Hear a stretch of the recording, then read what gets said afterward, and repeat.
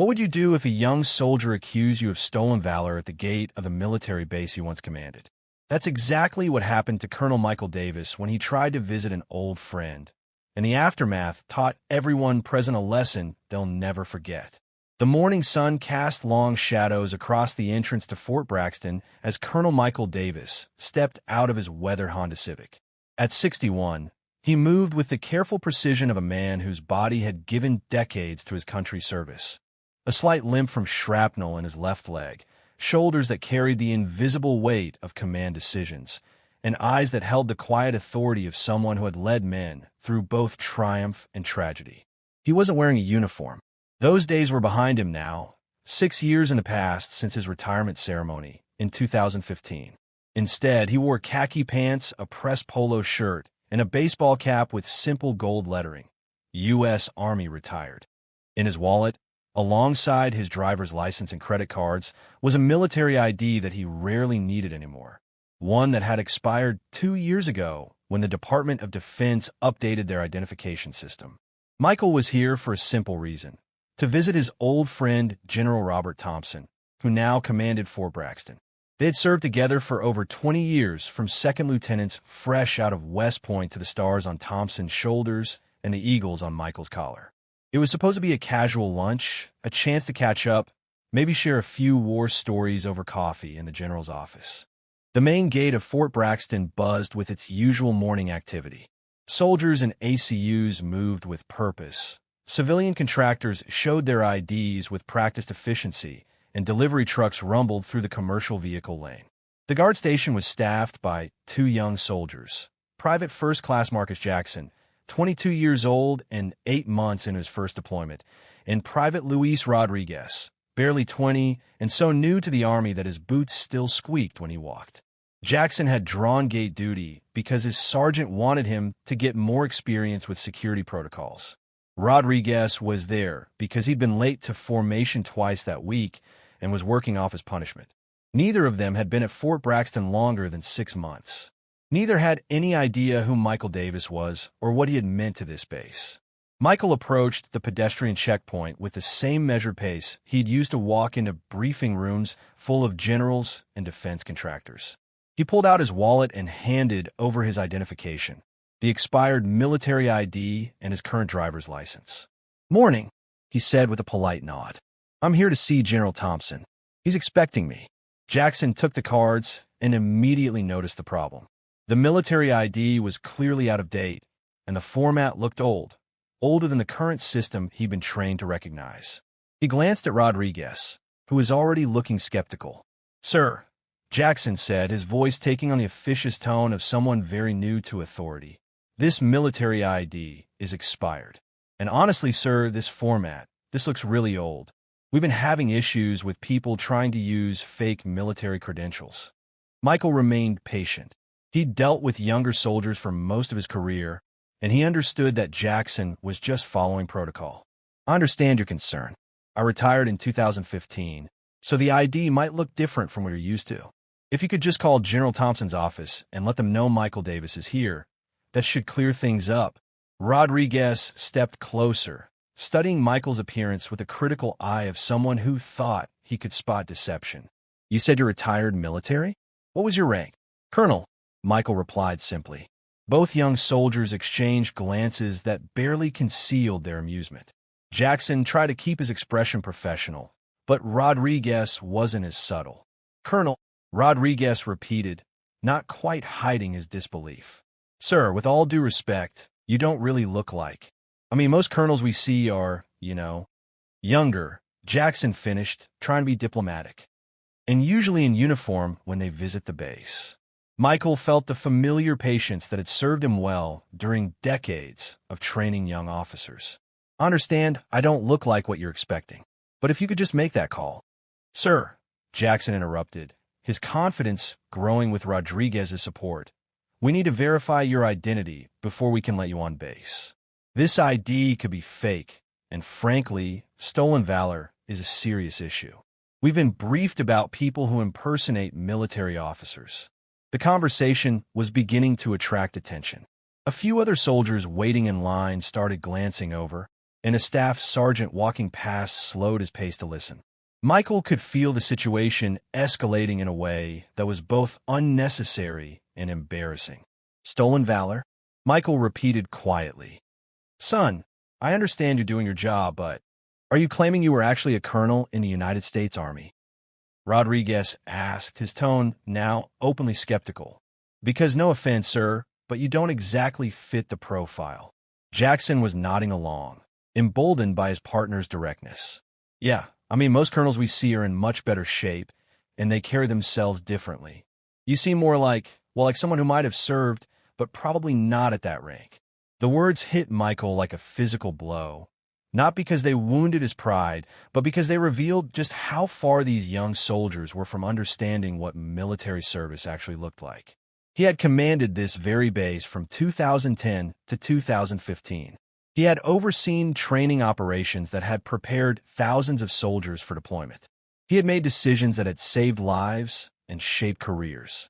And now 2 kids who had been in the Army for less than a year combined were questioning whether he had ever served at all. Gentlemen, Michael said, his voice still calm, but carrying an undertone that made both soldiers unconsciously straighten their posture. I'm going to ask one more time that you contact General Thompson's office. Tell them Colonel Michael Davis is here for our 11:30 appointment. Rodriguez laughed, actually laughed out loud. Come on, man. Colonel Michael Davis? That sounds like a name you'd make up. An 11:30 appointment with the general? Right.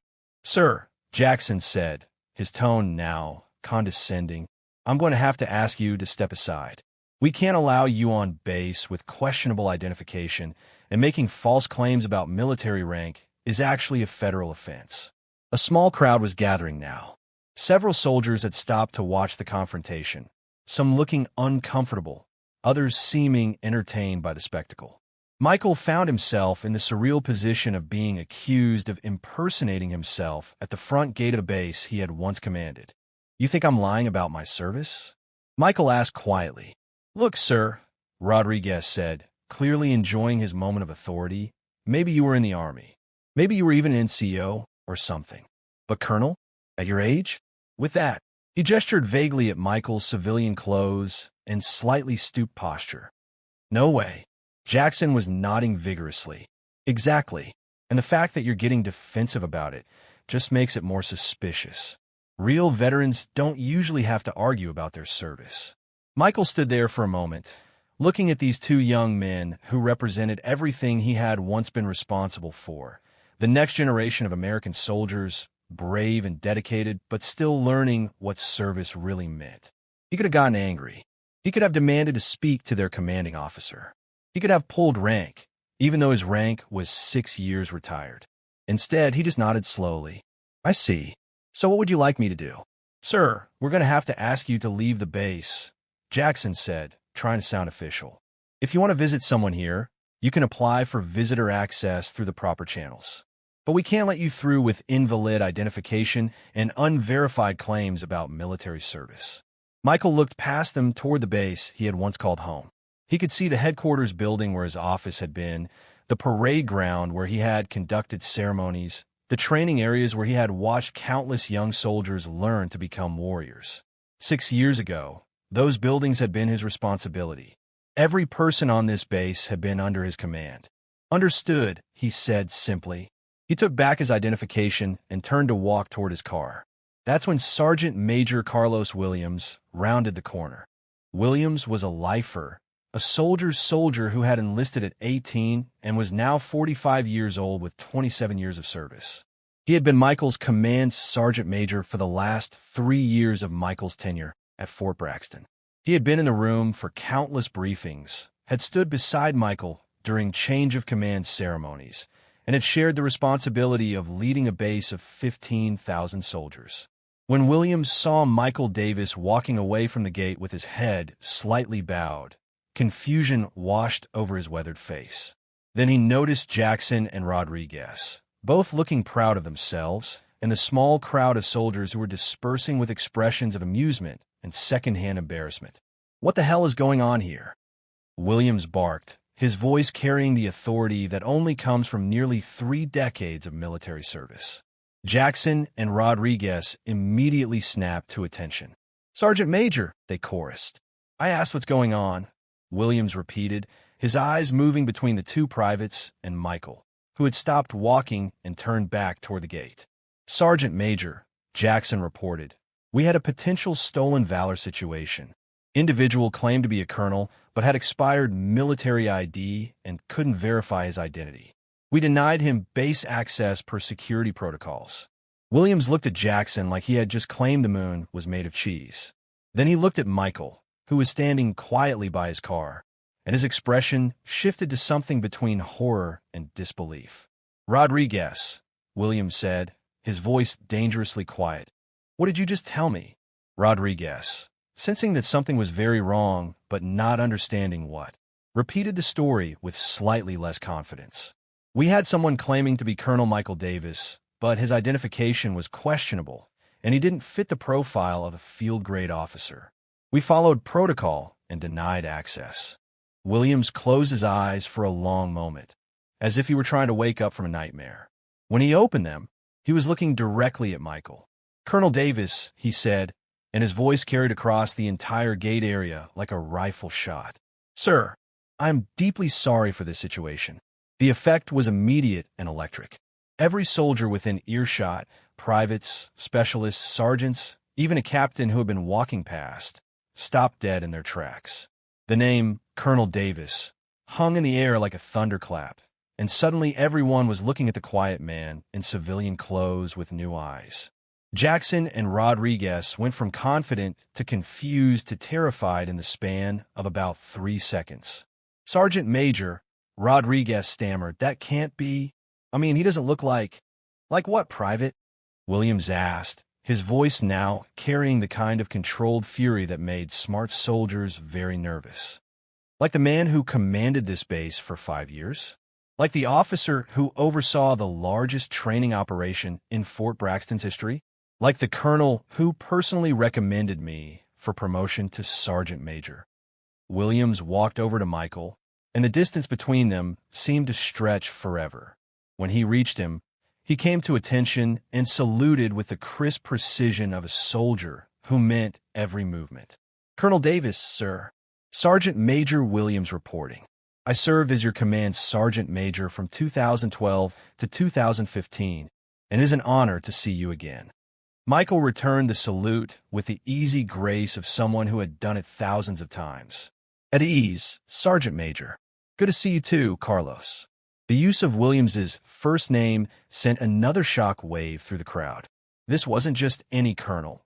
This was someone Williams knew personally, someone he respected enough to break the informal barrier that usually existed between officers and NCOs. Williams turned back to face Jackson and Rodriguez, who now looked like they wanted to disappear into the ground. "Privates," he said, "you have just accused Colonel Michael Davis, the former commanding officer of Fort Braxton, of stolen valor. Colonel Davis commanded this base from 2010 to 2015. He oversaw the deployment of over 8,000 soldiers to Afghanistan during the surge. You made a mistake today," Michael continued. "But mistakes are how we learn. 6 years ago, when I commanded this base, my biggest concern was making sure soldiers like you had everything you needed to succeed. That included the confidence to question things that didn't seem right and the courage to enforce security protocols even when it was uncomfortable." Jackson opened his mouth as if to speak, then closed it again. "The problem," Michael went on, "wasn't that you questioned my identification. The problem was that you made assumptions about what a veteran looks like, what a leader looks like, and what service means. You saw an aging man in civilian clothes and decided he couldn't possibly have been what he claimed to be." Rodriguez found his voice. "Sir, we're sorry. We didn't mean to disrespect." "I know you didn't," Michael said. "But intent isn't always enough. The lesson here isn't about rank or protocol. It's about understanding that the people who have served this country come in all shapes, ages, and conditions. Some of us retire and go on to other careers. Some of us develop health problems from our service. Some of us prefer civilian clothes to uniforms. But all of us deserve the benefit of the doubt from the soldiers who came after us." Williams was nodding approvingly. This was the leader he remembered, someone who could turn even the most embarrassing situation into a teaching moment. "Now," Michael said, "I believe I have an appointment with General Thompson. Sergeant Major, would you mind escorting me to headquarters? I think these privates have learned enough for one day." As they walked through the gate, Michael could hear Williams addressing the two young soldiers in the tone that sergeant majors reserve for life-altering conversations. But his words carried clearly enough for Michael to hear. "You two are going to report to my office at 1,400 hours. We're going to discuss what it means to honor the service of those who came before you. And then you're going to write letters of apology to Colonel Davis. And then you're going to spend your next 3 weekends volunteering at the VA hospital, where you'll meet some real veterans and learn what service actually looks like." Later that day, after his lunch with General Thompson, who had been appropriately mortified by the morning's events, Michael received 2 handwritten letters of apology. They were awkward, sincere, and exactly what he would have expected from 2 young soldiers who had just learned a lesson they would never forget. But the real change came 3 weeks later when Michael received a phone call from Sergeant Major Williams. "Sir," Williams said, "I thought you want to know. Jackson and Rodriguez have been volunteering at the VA hospital every weekend since the incident. And yesterday, Jackson asked me if there was a way to get more education about military history and the veterans who served before us." Michael smiled. "And what did you tell him?" "I told him I knew just the person who might be willing to come speak to some young soldiers about what real leadership looks like." Michael thought about it for a moment. He had spent 6 years in retirement, content to fade into the background, to let younger people take the lead. But maybe there was still a role for him to play, still wisdom to share, still lessons to teach. "Carlos," he said, "set it up." The following month, Colonel Michael Davis returned to Fort Braxton, this time as an invited speaker for a leadership seminar. His topic was respect, service, and the cost of assumptions. In the front row sat Private Jackson and Private Rodriguez, both taking careful notes and hanging on every word. After the presentation, Jackson approached him with the same nervous energy he had shown at the gate, but this time it was born of respect rather than suspicion. "Sir," Jackson said, "I want to apologize again for what happened. And I want to ask you something. How do we make sure we never make that kind of mistake again?" Michael looked at this young soldier, earnest, dedicated, and genuinely trying to learn, and saw himself 40 years earlier. Full of confidence, certain about what leadership looked like, completely unaware of how much he still had to learn. "Son," Michael said, "the best way to avoid that mistake is to remember that everyone you meet is carrying a story you don't know. Everyone has served in ways you might not recognize. Everyone deserves the respect you would want for yourself after a lifetime of service." He paused, looking around the room full of young soldiers and NCOs. "And remember this, the real measure of a leader isn't in how they treat those above them in rank. It's in how they treat those they perceive as beneath them. Character is revealed not in moments of ceremony, but in everyday interactions with people who can't do anything for you in return." Jackson nodded solemnly. "Yes, sir. We won't forget." Michael believed him, because that's what good soldiers do. They learn from their mistakes, they adapt, they become better. And sometimes, if they're very lucky, they get the chance to teach those lessons to the next generation, ensuring that the values of service, respect, and humility continue long after the uniforms are hung up and the salutes become memories. 6 months later, Private Jackson was promoted to private first class ahead of his peers. His evaluation noted his exceptional growth in understanding military values and his dedication to honoring the service of veterans.